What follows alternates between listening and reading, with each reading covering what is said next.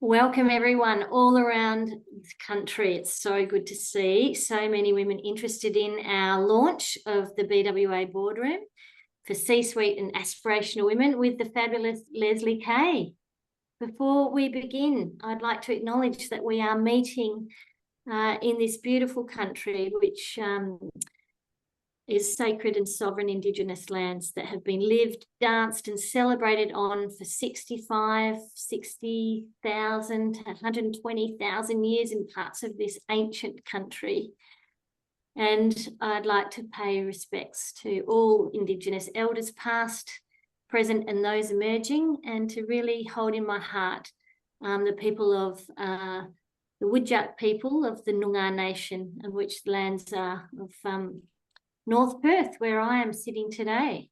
I'm the founder and the National Director of Business Women Australia, Lynn Hawkins. So for those of you who are listening to the recording or are new to Business Women Australia, jumping on for the first time, Business Women Australia was founded in 2015 with a gorgeous girlfriend of mine, Jennifer Bryant, now Jennifer Crabb, and she has retired many years ago now, and it has taken on a life of its own and really does foster the success and personal growth of leadership amongst women and in our broader communities. It's all about that genuine connection and the true co-creation that comes from hands-on collaboration.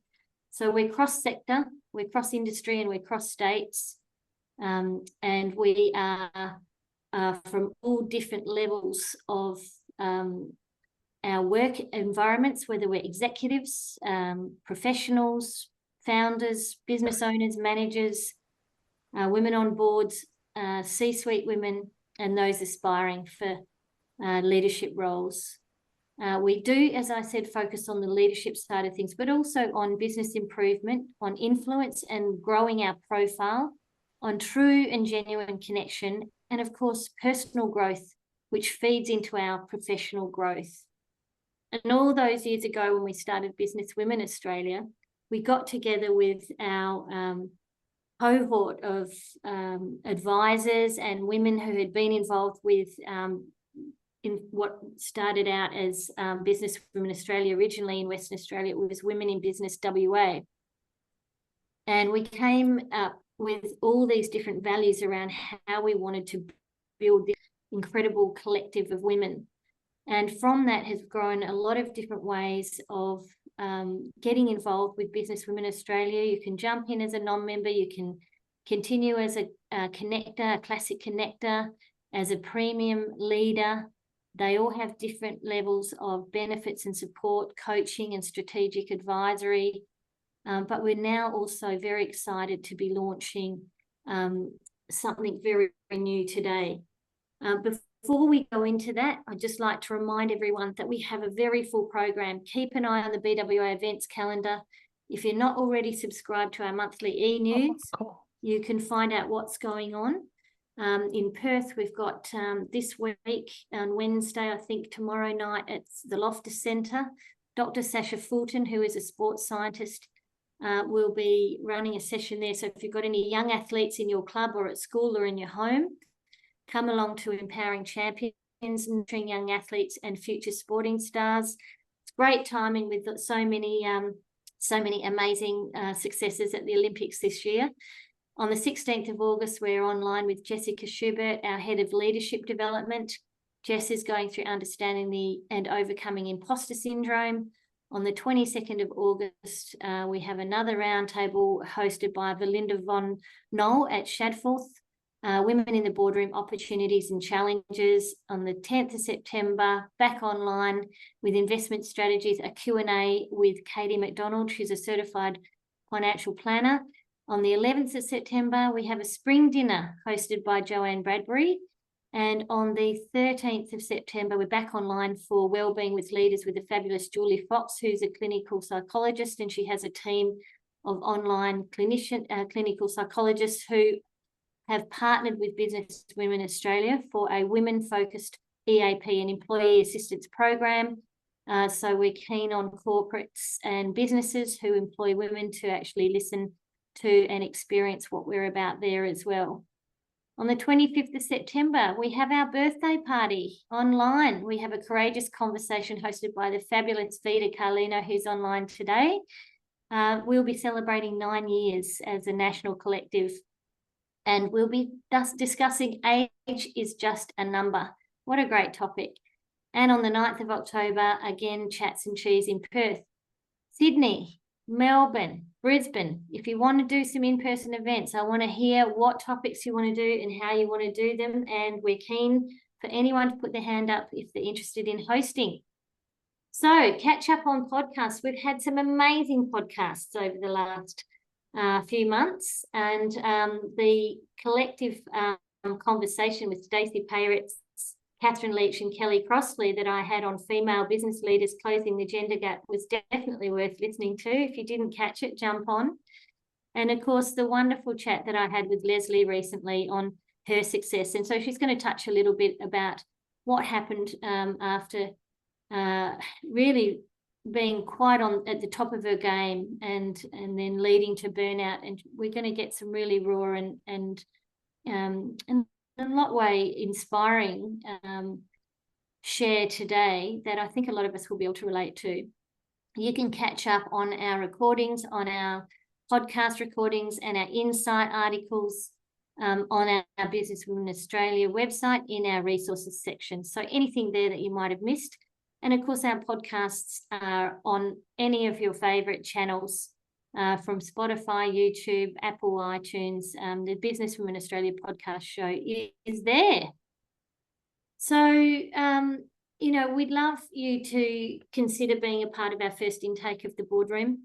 Lezly's going to tell you a little bit about her story and the path that led to this incredible co-creation of what we call a peer-based mastermind group. But Lezly will explain what it looks and how it feels. And we want you to be asking questions. We will do a breakout after we've heard a little bit about Lezly's story and how this came about, to discuss our own experiences in executive and boardroom environments or at workplaces, the good, the bad and the ugly. And we will take off the recording at that stage because we are that recording will be cut. We will keep the recording for our own purposes, but that recording won't be out in the public. So we really are keen for everyone to really share honestly and openly. While I've got Lezly, while I've got your here, obviously, Lezly comes with such an incredible background in terms of business pedigree, and her experiences are quite phenomenal. I'm not going to introduce her. I'm going to let her story speak to you on its own merits. And then when we go back to the breakout room, I'll remind everyone of our conversation parameters. This is the Business Women Australia blueprint that has been a part of what makes us very special and has been guided in its development through our fabulous Vida Carlino, who is on the line today. Of course, confidentiality, Chatham House rules. What we say here is private and confidential. Please respect each other's reality. We all come from different backgrounds and experiences. Radical listening is really important, being present, not thinking about what you're going to say, but really dropping in and listening to the woman who's speaking, holding that space and limiting our judgment. If something does come up that's sort of triggering us, it's really a reflection more on us to really think through what's going on for me, what is it saying about me, what do I need to know about me and my own self-awareness. Speaking in the I language as much as you can, and what we mean by that is rather than saying, you know how it is when you or we or us, and actually speak more around what I have experienced and what I have had, and this is what my story is. And we're not here for fixing or advice giving. We're giving time for each other to sit and listen. Obviously, hugging's going to be not an issue, but if you do need a hug, we'll send you a little emoji. I think that's okay, and we're here to have fun as well. But I am going to hand over to the phenomenal Lezly Kaye. I'm absolutely honoured and very grateful that Lezly and I have had this opportunity to co-create something really special and very unique. And over to you, Lezly. Thank you so much. Thank you, Lynn. Thank you for the introduction. Thank you for the space. Thank you for, I want to say the leaning into the vision. I'm also just going to preface everyone, I'm recovering from a cold. I feel fine, but I'm a little bit croaky. And I may need to take lots of sips of waters just to keep my throat lubricated so I can continue to speak, but I feel fine. That's all that matters. Yeah, so this all came about. Actually, I'll drop into a little bit of my story first, because it will then be a little bit of a timeline of where I was and how I got here, and how I ended up having lunch with Lynn, and the conversation that then followed for us to bring some of the magic and medicine of the worlds that I've walked to the women of Perth specifically, and online as we start to open up this forum to potentially have some online masterminds as well, depending on the interest and where everyone's located. But I was looking at the list, and a lot of you are actually over east, so we'll jump into the logistics of all that later and how I can see and feel that working. I actually come from big business, and I don't, it's funny, part of my ego that I've sort of integrated doesn't really like talking about it, because I'm so much more than the accolades of the big business that I've founded and the big business that I've managed, and the growth that I faced in that business, and also some of the failures that I faced inside of those businesses. So sometimes it can be really interesting to step back into the public forum and be like, yeah, I'm a founder of 2 multi-million-dollar businesses. But I think it's important, especially for those of you that are in business, that want to know, firstly, who is this woman and why does she think she can help me? What is the difference that she's going to bring to my business? And can she actually solve my business problems, or is she just a relationship coach that thinks she knows everything?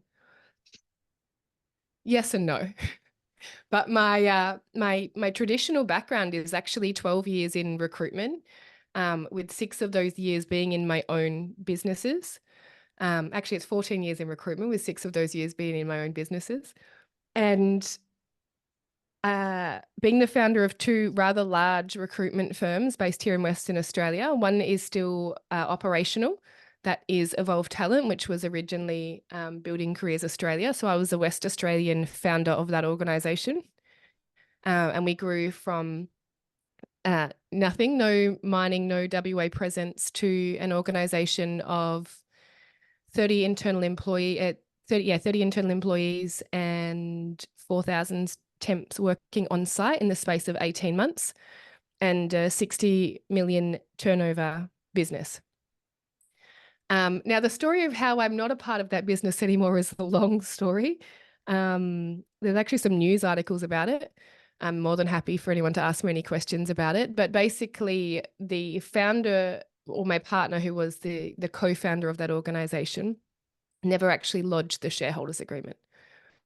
And so this was the first taste of finding mistrust for me in the business world. This was my first taste of, I was young, I was naive. I really just wanted the world to support me and guide me, and specifically what I was looking for in this moment. And, I sit in the intersection of strategy and neuroscience, and the intersection of business and relationships. And the reason I'm so passionate about this world is because everything touches everything. And when you start to understand the landscape of your internal world, you start to understand why things keep happening to you or happening for you. And so for me, this was the first experience where I learned that perhaps I couldn't trust everyone, and that, that sometimes not everyone in business has your best interests at heart. But being the woman that I am, I didn't allow that to deter me. And given that the shareholders agreement wasn't lodged, and this is why it made the news, if anyone's the article, I'll send it to you. It's actually quite amusing. I actually resigned from that position and started my own organization the following Monday. And they couldn't stop me from doing that, because the non-compete was in the shareholders agreement that they never lodged, to stop me from getting access to the shares of the company that I founded. So From there, I founded my own recruitment agency. We got to 40 internal employees because I had no head office. I was everything. So I had to literally build the company from the ground up, the safety, the sales, the admin team, the payroll. And from a little girl from Gelton in Western Australia, where I actually grew up on a farm, and sort of landed in recruitment when I was 21 years old, and it was just my thing. Building relationships was my thing. Helping people find jobs was my thing. And from there, I built the company to 40 internal employees, 2,000 temps working, and 20 million in turnover in the space of 12 months. At the helm of this organization, with a life that looked and like it should from the outside, with, the designer handbags. I had the husband that loved me more than he loved himself. I had a Range Rover, the quintessential Instagram worthy lifestyle. I would take private jets to lunch in Margaret River.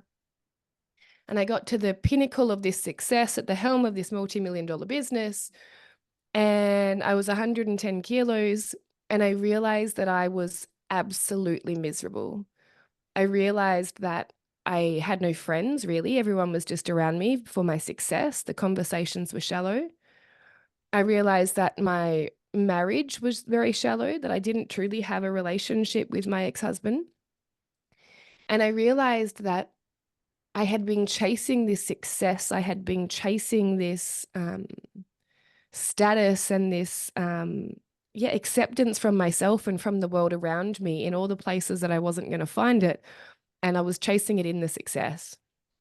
Now, this realization sort of slammed me headfirst into a 12-month burnout. So from this place, this realization that I was really disconnected from who I am, I didn't actually truly know who I was. And for anyone that has any sort of trauma or story in their childhood, basically I had run away from my childhood so fast that I just run towards success.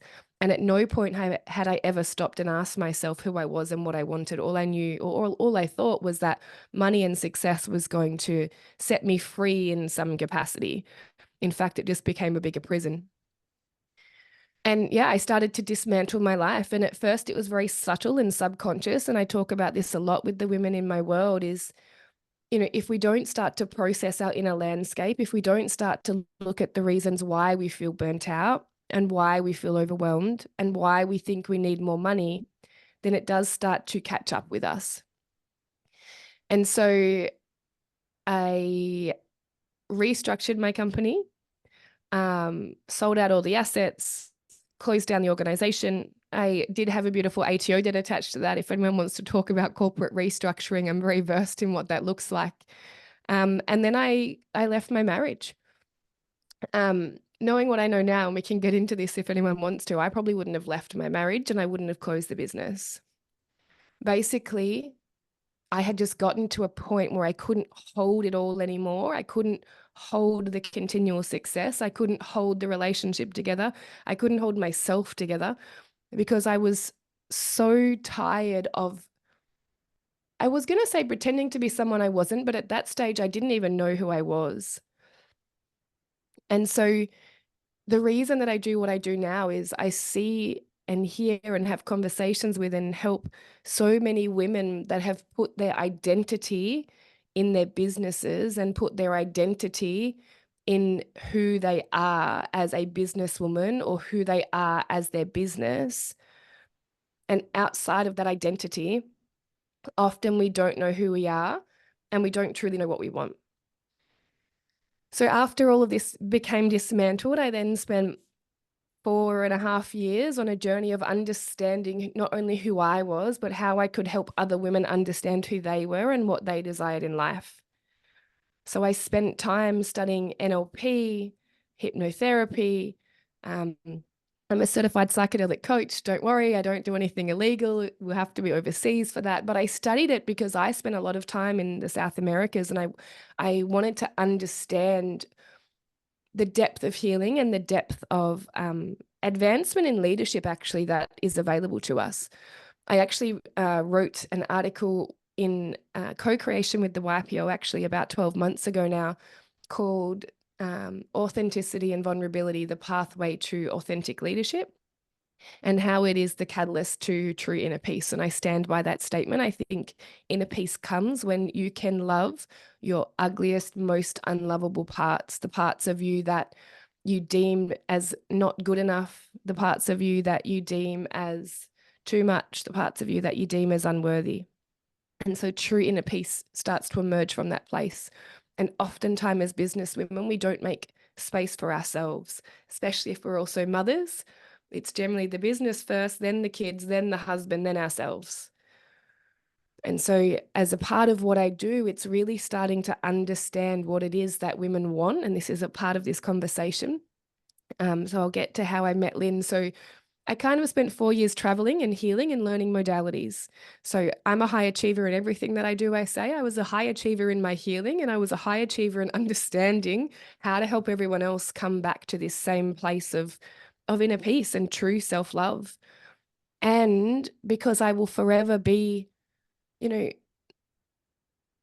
I always say that we can have everything. And sometimes in spaces where we talk about relationships and when we talk about burnout and when we talk about overwhelm, it's kind of this undertone that we just shouldn't want to be successful, or we can't have it all, or you know, maybe we shouldn't be business women and wives, or maybe we shouldn't be business women and mothers. And there's this undertone, I feel, of we have to choose. It's one or the other.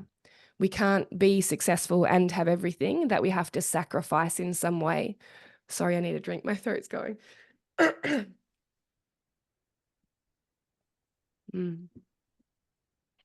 Yeah. And I know firsthand that we don't have to choose. I've built a six-figure organization solo. I work 20 hours a week. My son's homesick at the moment because this is the lifestyle that I choose. This is a lifestyle that I get to live, or I get to be a very present mum. I travel. I'm off to the States like once every 3 months. And so after my last journey, this is how I met Lynn. Now, I'm quite esoteric, spiritual. I believe in God. You guys don't have to. But I asked God, the universe, whatever you want to call it, I said, if I was to get out of my own way here, if I was to reintegrate these parts of me, that is the woman that coaches and the woman that has led multiple multi-million-dollar businesses, what does that look like? How do I support women that need it most? And how can I integrate some of my experiences? So one thing I did forget to mention is I've been a part of some really prestigious and really large boardroom experiences. I won't name any names, but I'm sure you can find out. And what I found really interesting was there was capacity for my ambition. So there was capacity for the kick-ass high achiever that defied the odds and founded multiple multi-million-dollar businesses. Like, she was very welcome. Interestingly, she was also very welcome if she was single. And I was kind of asked in rooms that I went into, whether it was my husband's company was generally the first question. So you and your husband built this together, yeah? Was the first question. And then the second question was, am I single? And within these places, I found it really difficult to be respected. And at the pinnacle of my marriage breakdown and the closing of the company, all of my friends in this place vanished. There was this undertone that no one, and do you know what? I don't think people weren't willing to have the conversations around relationships. What I feel it is a lot of people don't have the skills. A lot of people avoid things that they aren't able to hold a conversation around. And so part of the fabric that Lynn and I want to make up for the boardroom experience is that all of you is welcome. And the reason I know that to be possible and the reason I know that to be true is because I've spent 4 years of my life devoted to being able to hold conversations that might not seem relevant in a boardroom experience, but you cannot chunk yourselves into little parts. You cannot lead a business authentically and without vulnerability, without presence, without knowing who you are. And what I find to be missing in these spaces is potentially, this is my projection, I'm not saying I'm saying what I find is missing, but what I find is missing, or what I feel is missing, is the capacity for leaders to have conversations that might touch on a little bit more personal, but it's in the personal revelations in business that we can truly transform. And it's in the personal conversations that we can actually feel seen and heard and invited into more of us. And I want to share a story with a CEO that I've coached that kept hitting a 5 million turnover in her business. She kept hitting this same turnover and hitting this same turnover, and she couldn't understand why she wasn't able to break through this 5 mil ceiling. And it was nothing to do with her structure. It was nothing to do with her team. It was nothing to do with her product. And what we discovered was that her marriage there was a lot of strain in her marriage. There was a lot of disconnect in her marriage. And what happens on a psychological level is that her subconscious mind was fearing that her relationship would end the more successful she got, because her relationship was already starting to fail in the success that she already had. And so when I say everything touches everything, and I've literally devoted my life to the psychology of business. So I've actually got organizational coaching certification as well. I'm Australian Institute of Company Directors. I never actually sat the test, but I am going to set it this December so I can be certified, but I did the course. And I sit in this realm of like business and relationship, and it's actually self-relationship, because this woman, once we actually identified that she was so afraid that her marriage would end, and she started to repair the relationship with her husband, and she started to feel loved and connected and held and supported again, the invisible glass ceiling that she'd placed on her success broke, because her subconscious mind let her step into more of her power, into more of her purpose, into more of her capacity as a leader. And so the work that I do always comes back to, we think our lives are so separate, and the world tells us that our lives are so separate. Places that we find ourselves in would say, yeah, we don't want to know about your children or your marriage or your friendships with your girlfriends. We don't care. All we want to know about is your team structure and your sales and your marketing. And yeah, those things are important. But in a world where we can bring those things together and we can see where they interplay, success becomes natural, and it actually becomes fun and easy. I know that's a big call, but it does. When you're given permission to be all of you everywhere, one, you're burnt out less, because burnout often comes when you're trying to like either push yourself somewhere you don't want to go, or squish yourself into something that you don't want to be. And what actually happens, and this is where the somatics comes into it, and I'll take you on a journey with me. Don't worry, you don't all have to do breath work or somatic work. This is a co-creation for this reason. But what's actually happening is the body-mind connection starts to break, and your mind might push through to what you think you want. And burnout is actually your body going, actually, I don't want to go that way. So I'm going to make us exhausted. I'm going to make us sick. I can tell you why I'm sick right now, but we won't go there. And it starts to push you to stop, because you're not listening to yourself. You've broken the relationship with yourself.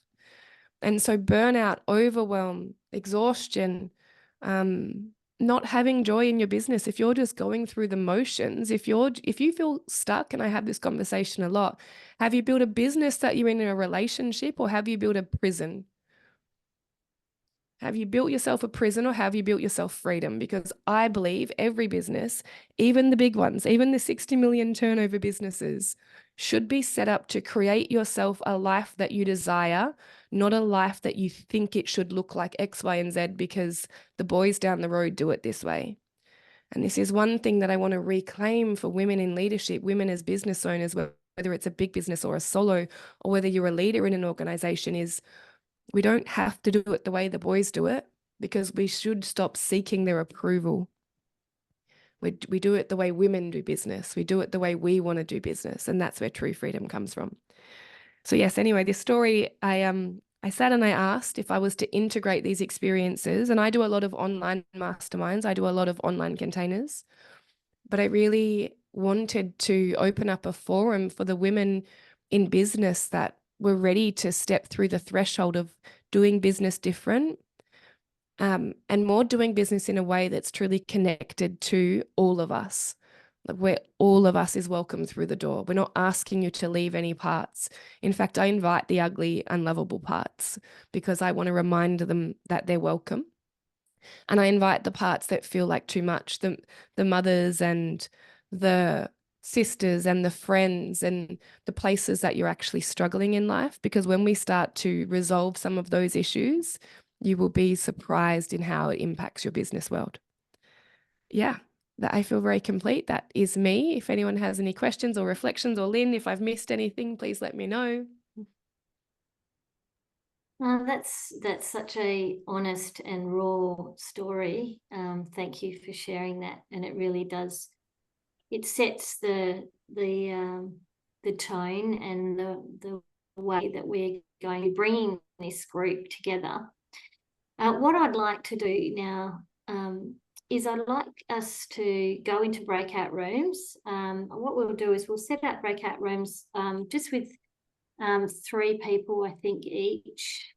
And I'd like you to share amongst yourselves your experiences that might be bubbling up that you'd like to share with other women. And then for some of you might feel confident to share then in the wider group. What's coming up for you in the good, the bad, and the ugly in regard to your experiences as a successful woman, and what you've, how you've how this relates to maybe what Lezly has shared as well. So LJ, is that, are they ready to go? Yep, we're all going to be popped into groups and we'll be in there for about, I think, let's make it 8 minutes.